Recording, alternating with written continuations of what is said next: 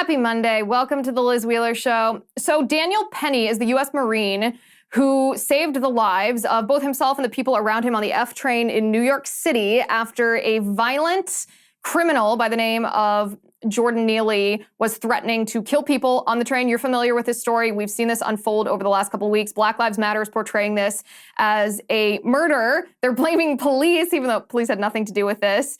Jordan Neely, as you know, was arrested over 40 times in the years leading up to this altercation. So when he was making threats to kill people, saying he didn't care if he goes to jail, he didn't care if he dies, Daniel Penny, a former U.S. Marine who's now a student in New York City, was riding on that train. When he sees this happening, he sits still, watches this take place until he feels threatened, until he feels that Neely is threatening other people, at which time he restrains Neely with the help of some other passengers. Jordan Neely, unfortunately, tragically, it's fine to say that it's a tragedy, died during this interaction. Wasn't the intention, it doesn't seem like, for Daniel Penny to kill the guy, but he held him in a chokehold and Jordan Neely died. Well, Daniel Penny has been indicted and arraigned for the charge is second-degree manslaughter. Manhattan DA Alvin Bragg, yes, the same Alvin Bragg, has indicted him on this charge. He could face up to 15 years in prison if he is convicted of this offense. The video of Daniel Penny's arraignment will actually make you sick to your stomach. I don't say this lightly, but there are very few times in our nation when I look at something that's unfolding, something on the news, and I think this is a pivotal moment for our nation. I mean, we're all pretty used to, I'd almost say we're almost desensitized to very serious occurrences because we have social media that delivers us, these clickbaity headlines and this bad news 24/7. But there are not too many things that happen where I look at it and I say, okay, well, this is a turning point in our nation. If our nation decides to go in option A, we will be a very different country than if we decide to go on path B. Let me give you an example of what I'm talking about so that this isn't vague. The Kavanaugh hearings.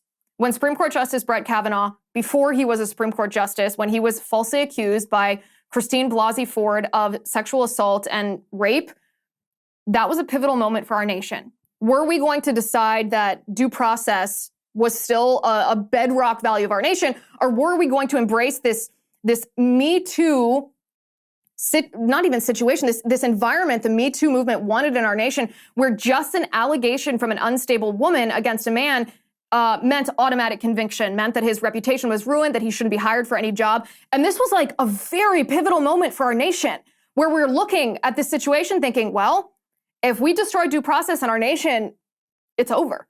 It's not just over for men, it's over for anybody falsely accused of anything. We're seeing another such pivotal moment when it comes to transgender surgeries for children.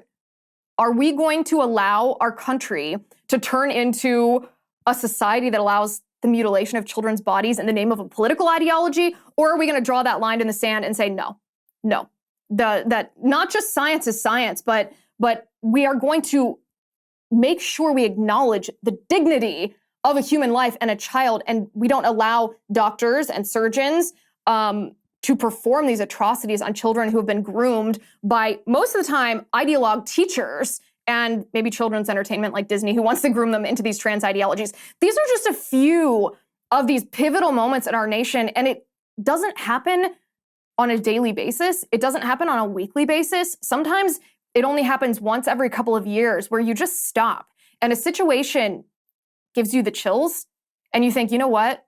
This is a situation that if Daniel Penny is convicted of second-degree manslaughter, if he is imprisoned for 15 years because he defended himself against a psychotic man with a rap sheet till kingdom come, who was threatening to kill him and his fellow passengers, then the fabric of our nation will be fundamentally changed. So I want to watch that arraignment video with you today and break down the ramifications of this case. We're also going to talk about the new Twitter CEO, Linda Yaccarino. I know it's pretty popular among some conservatives to give Elon Musk the benefit of the doubt, say, well, this lady has some red flags, like she's associated with the World Economic Forum.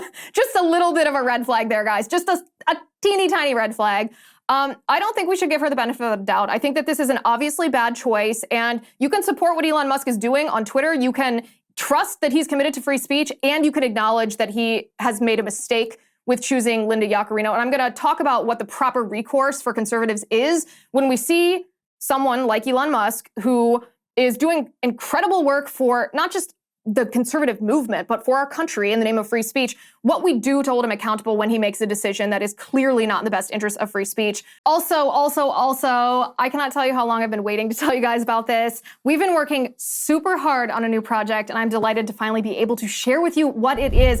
We are launching a brand new website, lizwheeler.com, and please go check it out right now. Super excited about it. You will find articles on this website, and I'm talking from news to important medical studies, expositions on the Marxist infiltration of our institutions, everything we talk about on this show reported on this website. You'll find all of my episodes, of course, completely uncensored. And if I have important show notes, I know you guys asked me for this, they will be on the website. If I see a must-read article online, it will be there as well. I'm so excited to put all of this content together in one place, designed specifically for you. Also, please sign up for my newsletter. We're going to send them out multiple times per week. It is the best way that I can notify you of, like I said, important studies, articles, episodes that I don't want you to miss. And of course, we all know what's coming. When YouTube gives me the boot, I can make sure that we never lose touch. This is designed just for you. I've put so much blood, sweat, and tears into this. So I want to know truly what you think. Go check it out. lizwheeler.com, lizwheeler.com. Guys, we have a big show today, so let's get to it.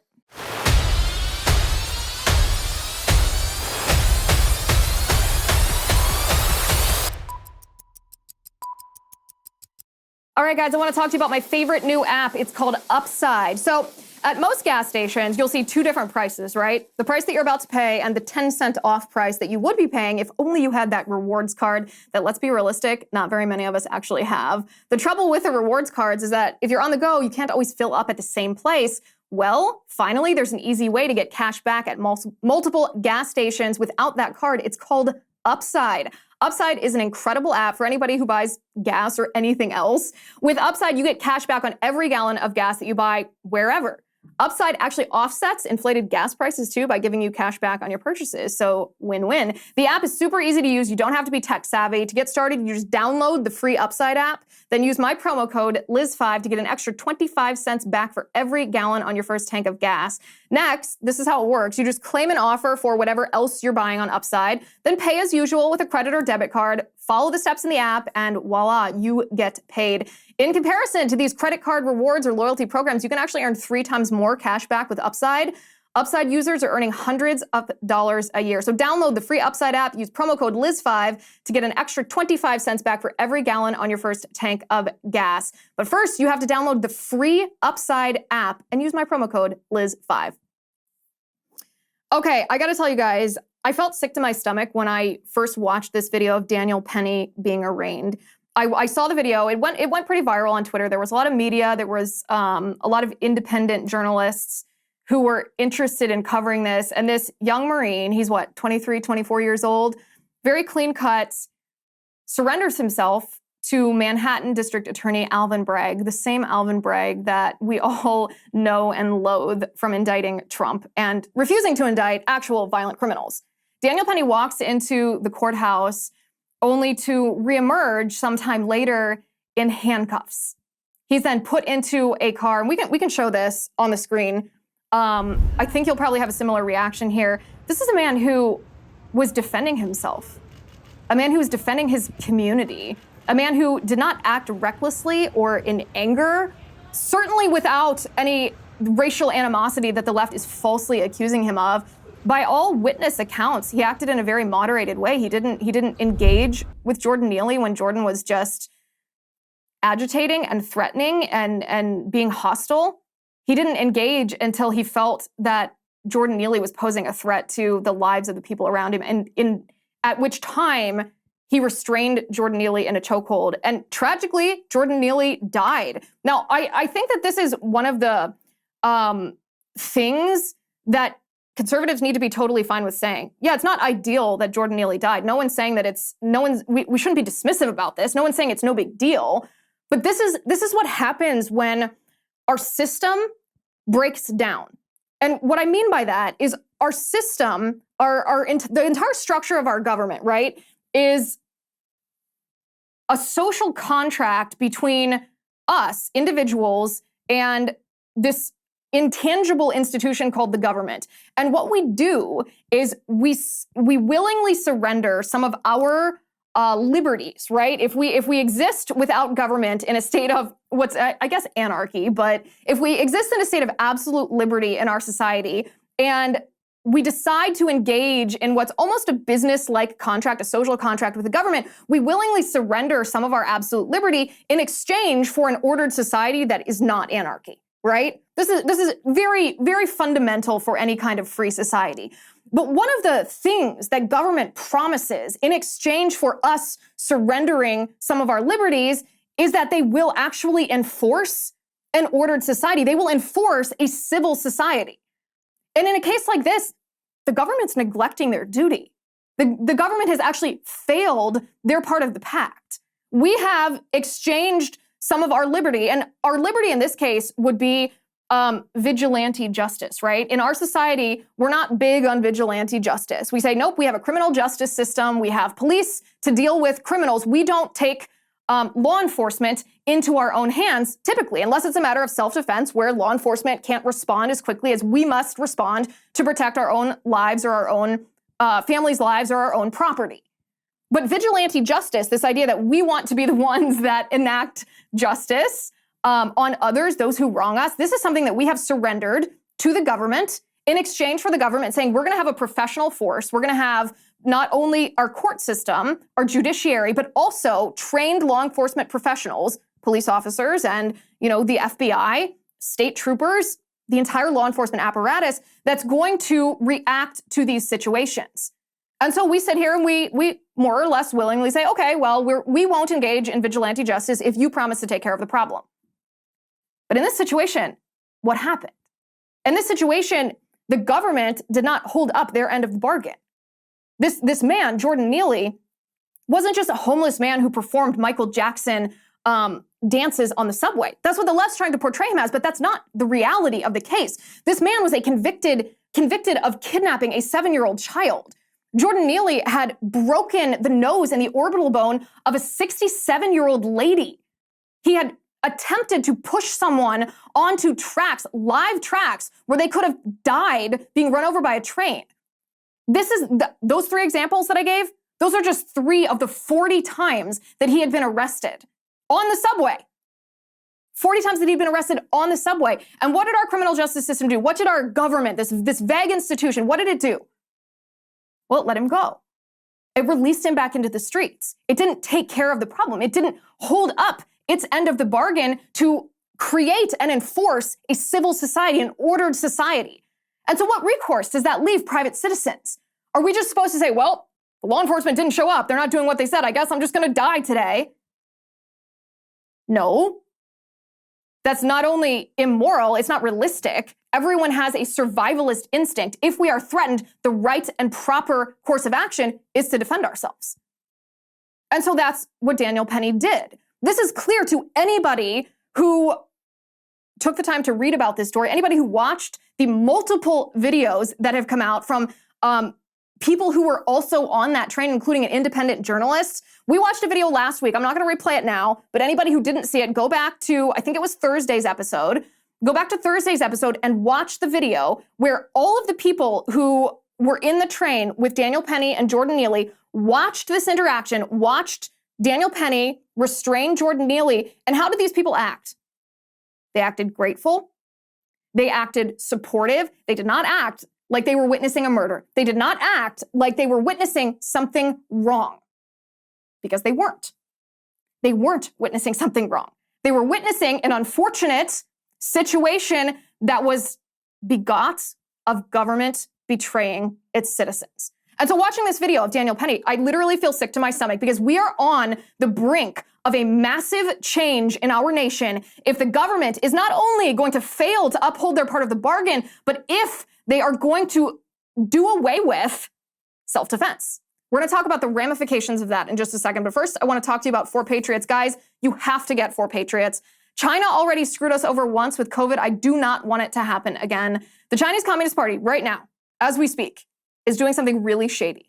They're hoarding massive amounts of food. I'm talking over 2/3 of the globe's corn reserves, over half of its rice, and over half of its wheat. And when they're asked about it, the Chinese Communist Party does what the Chinese Communist Party does. They lie. Well, we should be asking, why is China doing this? The answer is because China thinks that we are on the verge of a global food shortage, and China, being the world's #1 food importer, rely on the rest of the world to keep their people fed, so they can't afford to mess up. Or what are they going to face? Riots? Civil panic? Probably worse, when over 1 billion people can't eat. So what does this mean for you and for me? 2 words: food shortages. Global food shortages will impact the United States of America. That's why you must stock up on 4 Patriots survival food. I highly recommend you begin your own stockpile of 4 Patriots survival food kits. The kits are compact, they stack easily, they have different breakfasts, lunches, and dinners, and right now, you can get 10% off your first purchase of 4 Patriots survival food by typing in code Liz at checkout. Just go to 4patriots.com, use code Liz to get 10% off your first purchase of 4 Patriots survival food. That's 4patriots.com, promo code Liz. A new witness, another witness, one of these other people that were on the train with Daniel Penny and Jordan Neely, who watched what happened. They watched the threats unfold. They watched Daniel Penny be restrained and then watched him restrain Jordan Neely. This new witness confirmed what we already knew, that Penny did not engage with Jordan Neely when Jordan Neely was being hostile and yelling and saying that he wanted to die and that he wanted to go to jail. He did not engage. Penny did not engage with the vagrant Neely until Neely began to threaten to kill people. This is my question for everyone tonight. This is my question for people on the left who see this and think, well, this doesn't seem right, but aren't I supposed to take the side of leftists? My question is, at what point does it become proper for a private citizen to defend himself if it's not proper to defend oneself when someone directly in front of you is threatening to kill you?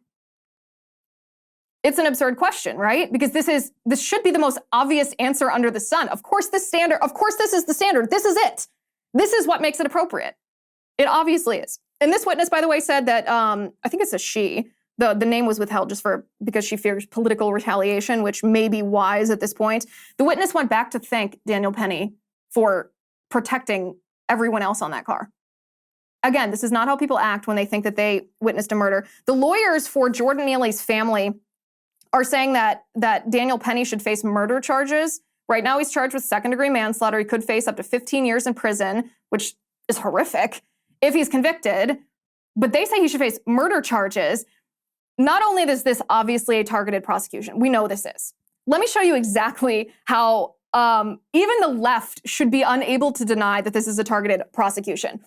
In the situation where someone commits a murder, okay? Someone commits a murder and other people around them are assisting them. Maybe they're not the one that pulled the trigger if it was a murder that was committed using a firearm. Maybe they're not the one that pulled the trigger. But if it's a robbery and there's 3 or 4 men and they all break in and only one man pulls the trigger and the victim dies, all 4 of those men can be charged with murder, right? This is how our criminal justice system works. This is the deterrence effect of homicide statutes. And we actually, by the way, had a recent, very public, racially charged murder where this played out, exactly this case. It was Ahmaud Arbery, right?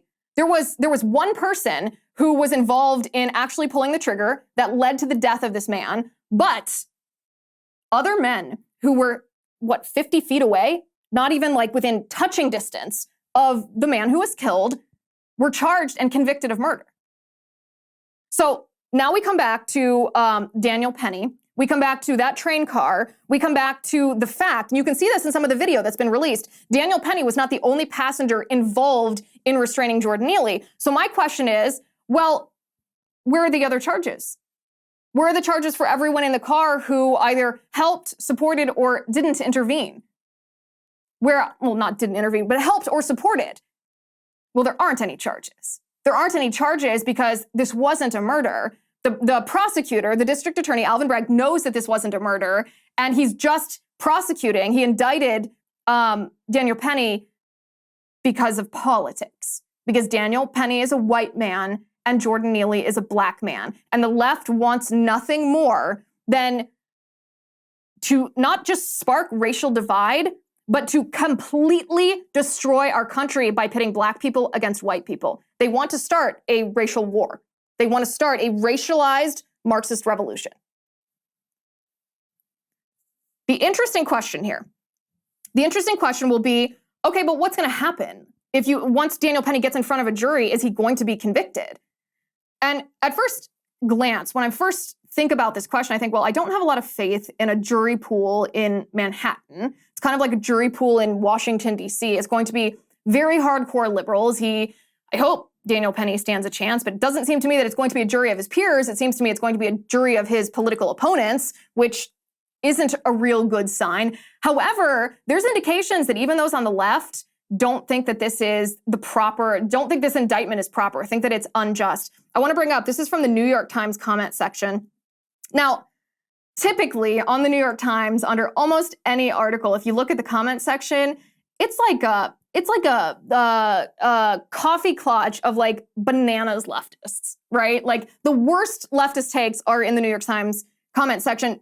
But if you look at one of these articles about Daniel Penny and Jordan Neely, even these leftists are opposing what Alvin Bragg is doing to Daniel Penny. Let me read you this one. It was posted on May 12th by someone whose username is Anxious Anonymous.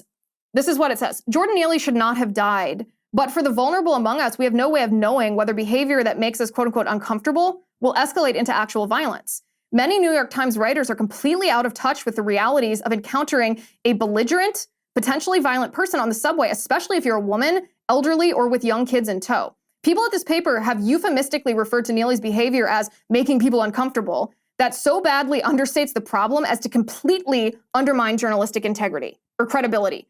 Earlier in the pandemic, some Asian women encountered men behaving much like this before getting shoved into the path of an incoming train or stalked and stabbed to death.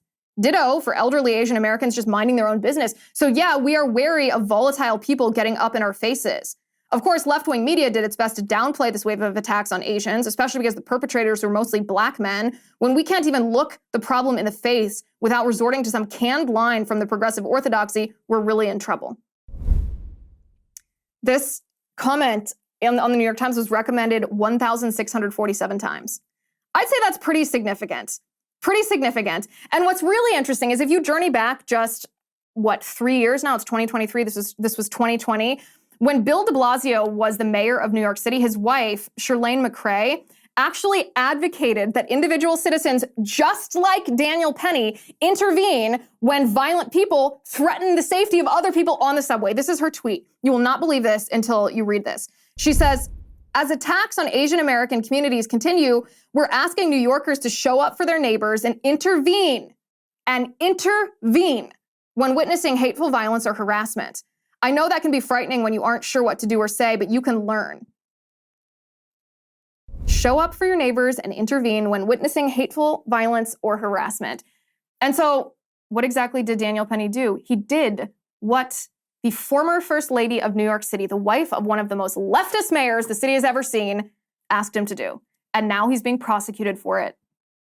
It makes me sick to my stomach. Let's talk about the self-defense aspect here, right? Let's talk about what it means for our society if we're no longer allowed to defend ourselves and one another. We're going to talk about that in just a second, but first I want to talk about Grip 6. Is anyone listening to this show obsessed with pickleball? If I have just described you, let me tell you about Grip 6's Bird Pickleball paddles. These paddles are American-made and designed not only to elevate your game, but to bring more fun to your summer. With the highest quality 4-layer T700 carbon fiber, engineered friction for maximum spin, and a focus on durability and rigidity, Bird Pickleball paddles are the most forgiving paddles out there, perfectly engineered to upgrade your game and make every match more enjoyable. And I gotta tell you guys a funny story. My mom listens to my show. Thank you, Mom. And the first time that Bird Pickleball paddles are a new advertiser. And the first time I read this ad, the next time I talked to my mom, which is, the same day, she says, "Hey, can you get me some of those? Can you get Dad and I a couple of these bird pickleball paddles?"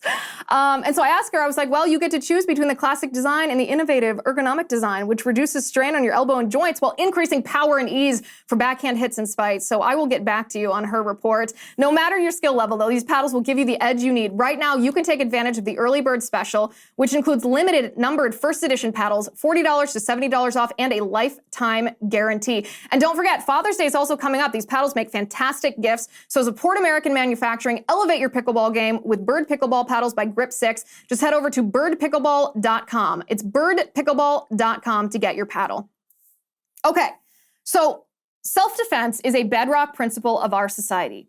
If we do not have the right to defend ourselves against harm, then all of our other rights become obsolete. This is not something that is just discussed in a political science classroom. This is not something that is just said on the debate stage at presidential debates. Self-defense is so pivotal that if we do not have the right to defend ourselves against harm, we're not going to be a free society. We're not going to be a free society. We will be the victims of crimes. It will be immediate anarchy because criminals will victimize people, anybody. The strong criminal will victimize the weaker victim every day of the week because law enforcement is a reactionary force. Law enforcement can't prevent every crime. Law enforcement can serve as a deterrent, knowing if a criminal knows there's consequences for his actions, he might choose not to commit a crime. Law enforcement cannot always prevent a crime from being committed. That's oftentimes left to us. That's why so many of us exercise our Second Amendment right, because we know that ultimately our safety comes down to us. So think about this. If Daniel Penny is convicted of second-degree manslaughter, if he is imprisoned for over a decade for defending himself, where does that leave all of us? And where does this leave the good Samaritans in our society, right?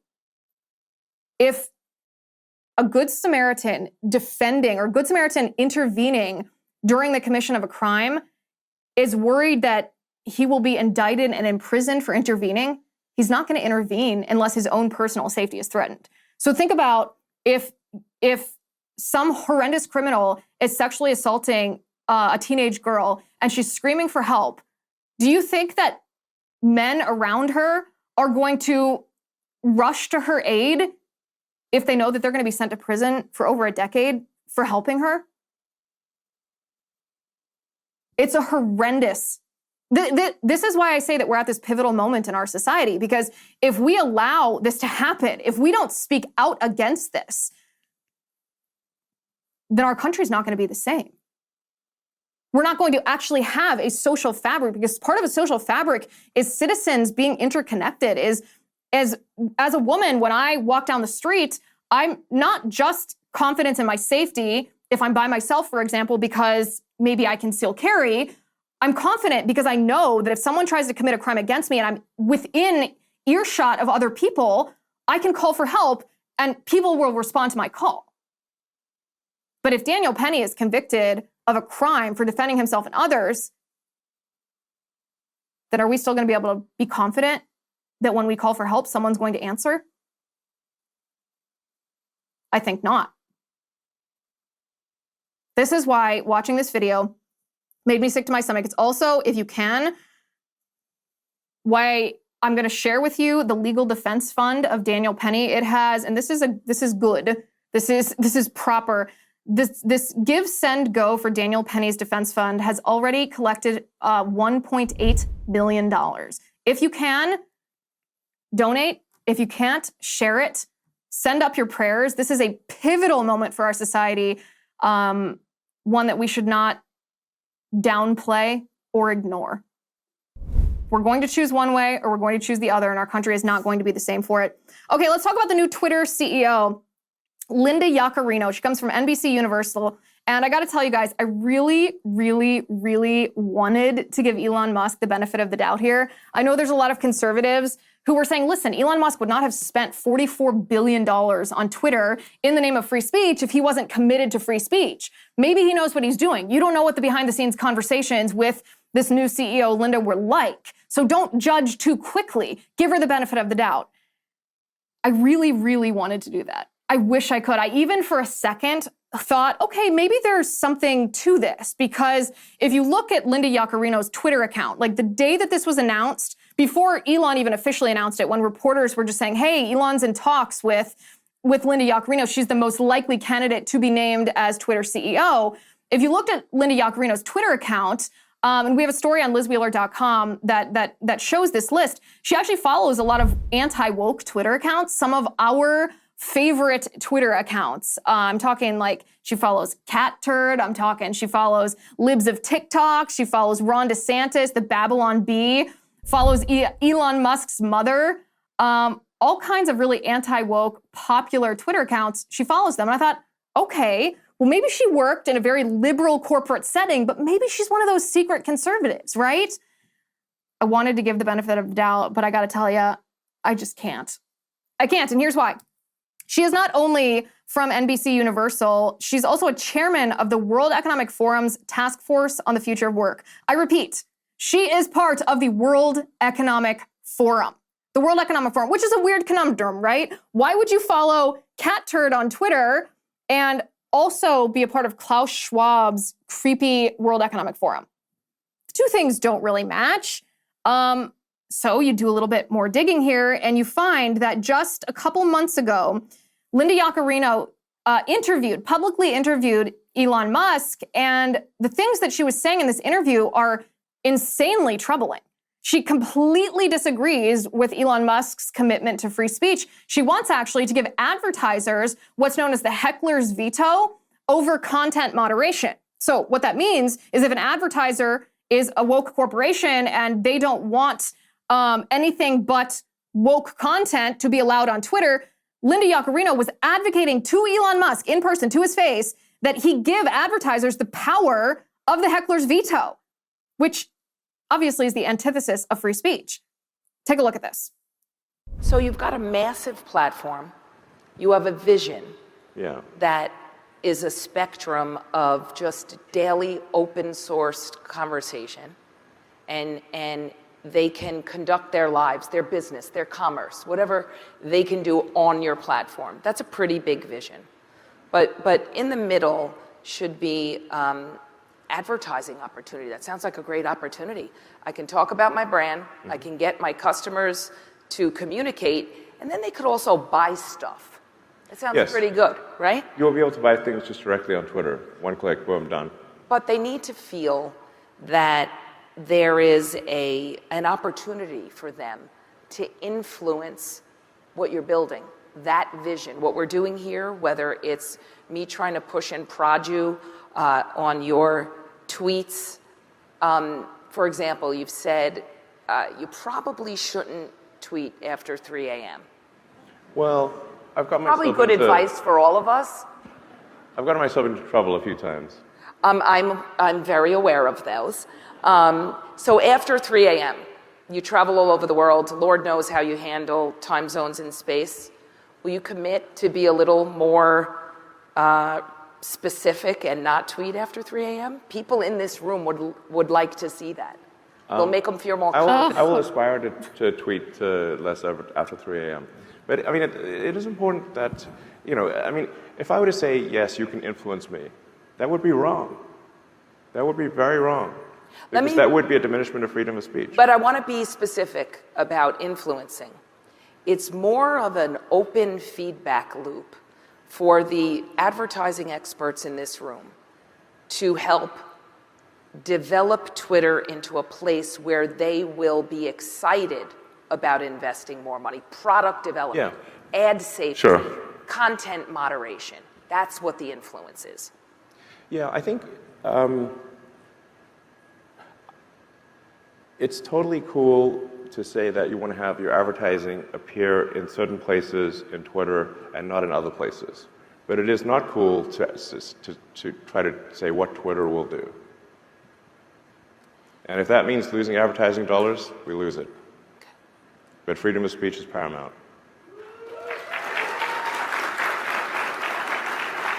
So Twitter 1.0 had a very well-populated, much-loved influence council. I know I don't I think we need to change the name. Elon does not want to be influenced. But it was really a recurring feedback loop from your key stakeholders, your advertisers, where they had recurring access or would have recurring access to you. Would you commit from this stage today to reinstate that council to be named later? Well, I don't think it should be influence council. And you have to say, I would be wary of that creating a backlash among the public, because if the public thinks that their views are being determined by a small number of CMOs in America, they will be I think, upset about that. But feedback, I think, is appropriate.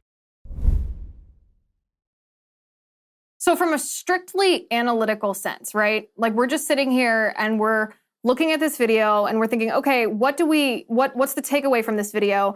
My biggest takeaway is I don't understand how this conversation happened and then Elon Musk hired her to be CEO of Twitter.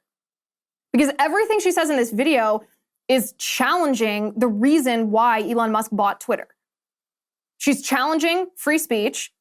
She's challenging whether or not advertisers should have a heckler's veto. She's challenging him personally taking part in Twitter tweeting after 3 a.m., which is just a backhanded way of challenging his politics, because that's what he tweets after 3 a.m. He tweets about politics. I don't understand. As I said, from an analytical standpoint, I don't understand how you have this conversation and then you hire her to be in charge of this product, this business, Twitter, when you've bought the business specifically to protect free speech from big tech censorship. It boggles the mind. So not only does she not understand, appreciate, embrace Elon's vision on free speech, she is in and of herself a proponent of ESG, of Klaus Schwab's stakeholder capitalism. Listen to this. If you think about it, I think it was the CEO of BlackRock 3 years ago. So before the pandemic, before the awful social crisis, and he talked about calling CEOs to attention, right, all over the world, that companies in the private sector had a bigger responsibility to both their employees and their customers to fulfill a gap in society that it was once assumed that the government would provide for people. So it was a call, you used the word, to service. I would say it was also called to purpose, right? So we had a responsibility to impact culture for the good. And the bottom line is, when you have those priorities and values as a company, it's good for business. It inspires your employee population to want to be proud. They're proud to work at your company. They bring other good people to your company, but it's also good for the bottom line. If you cite Larry Fink, the CEO of BlackRock, as your resident expert or your inspiration for an idea, sorry, I'm not sorry that you have completely lost me. Completely lost me. She just preached the ESG gospel. That's what that was in a nutshell. It was 1 minute and 8 seconds. That's how long the video was. That is ESG. That is ESG. I don't think so. ESG is so dangerous. It's a social credit score system. It is a social credit score system intended to enforce a civilization created along the tenets of Klaus Schwab's political ideology.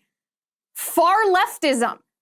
Klaus Schwab has a bust of Vladimir Lenin in his office. This is so crazy to me. Linda Yaccarino also, she tweeted this on August 18th of 2021. She said, "So grateful to His Holiness, the Pope, for joining the ad council and our teams at Telemundo and Universo. Together, we can make sure communities get the most vital information about the COVID-19 vaccines from sources they trust." So she coordinated with the Pope to try to force the COVID jab on people. Every single thing, more and more of a turnoff. And she's a proponent of DEI. This perhaps is not a surprise, given that she's a proponent of ESG, and ESG is the enforcement mechanism of DEI. But this is what she said. She said, "We need to do more as a marketing community to address deep-seated legacy problems, especially within our industry. Now is the time for marketers to prioritize equity and inclusion while also committing to a new open marketplace built on trust, radical transparency, and meaningful collaboration." So this woman is a radical leftist, right? She's a radical leftist, and When Elon Musk announced that she was going to be the CEO of Twitter, he also said, when Linda is ready, we will do a Spaces, which is a live broadcast on Twitter, a Spaces, and she will answer your questions. She responded to that publicly on Twitter, and this is what she said. She said, "Thank you, Elon Musk. I've long been inspired by your vision to create a brighter future. I'm excited to help bring this vision to Twitter and transform this business together. I see I have some new followers. Wave. I am not as prolific as Elon Musk yet, but I'm just as committed to the future of this platform. Your feedback is vital to that future. I'm here for all of it. Let's keep the conversation going and build Twitter 2.0 together." You notice what phrase she doesn't say once in either of these tweets. She doesn't say the phrase free speech. Not even once. Even though Elon Musk bought Twitter on the basis of wanting to protect free speech, even though that's what he means when he says the future of this, of Twitter, Twitter 2.0, the thesis, 2 words, free speech. She doesn't say it at all. I find that to be very troubling because unless she's so completely out of touch, which I doubt it, she's probably just ideologically misaligned here. Unless she's so completely out of touch that she didn't read any of the feedback, any of the articles, see any of the tweets, any of the questions from all of us on Twitter about the fact that she was given the job of CEO, I just don't believe, I can't even continue with this what if, because I just don't believe that she's unaware of people's questions and skepticism that she's committed to free speech. And if she were committed to free speech, the first thing she would do is say, guys, don't worry, I am committed to free speech, but she didn't.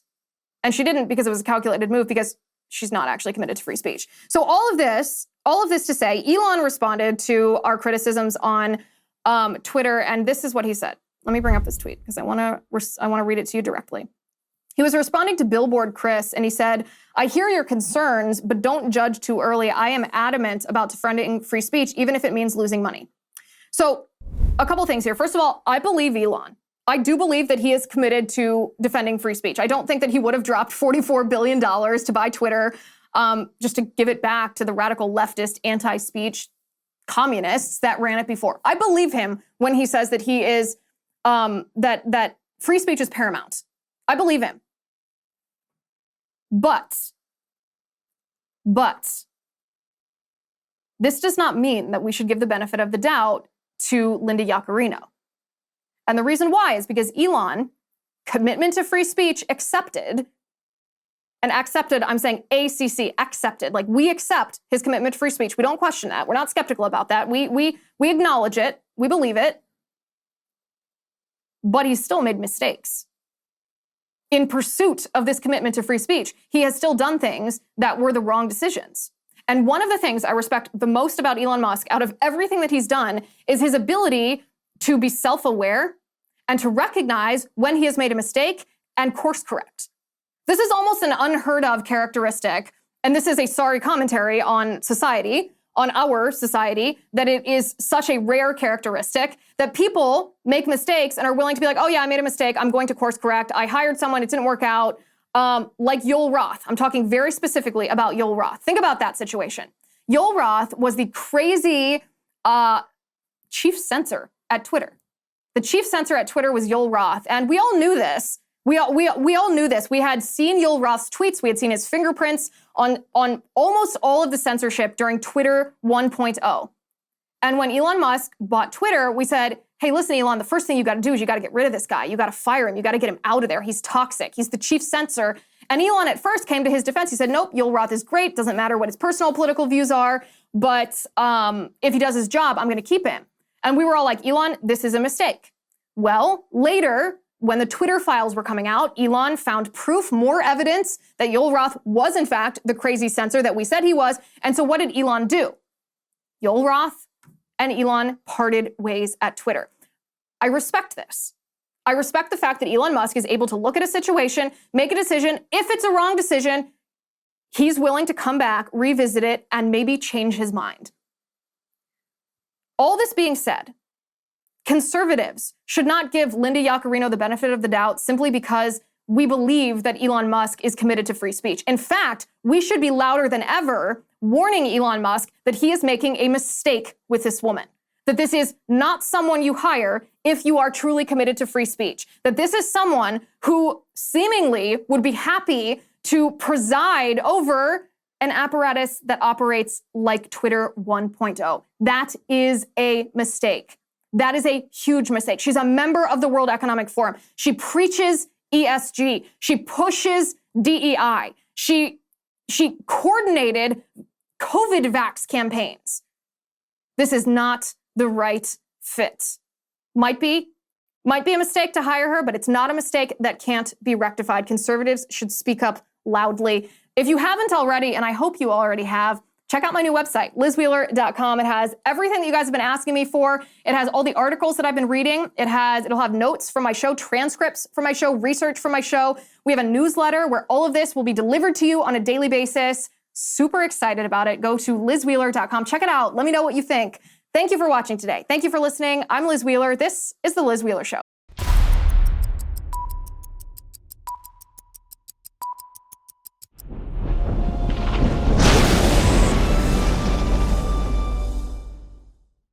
If you haven't already, give this video a thumbs up, hit the subscribe button below, and ring the bell to make sure you never miss a video.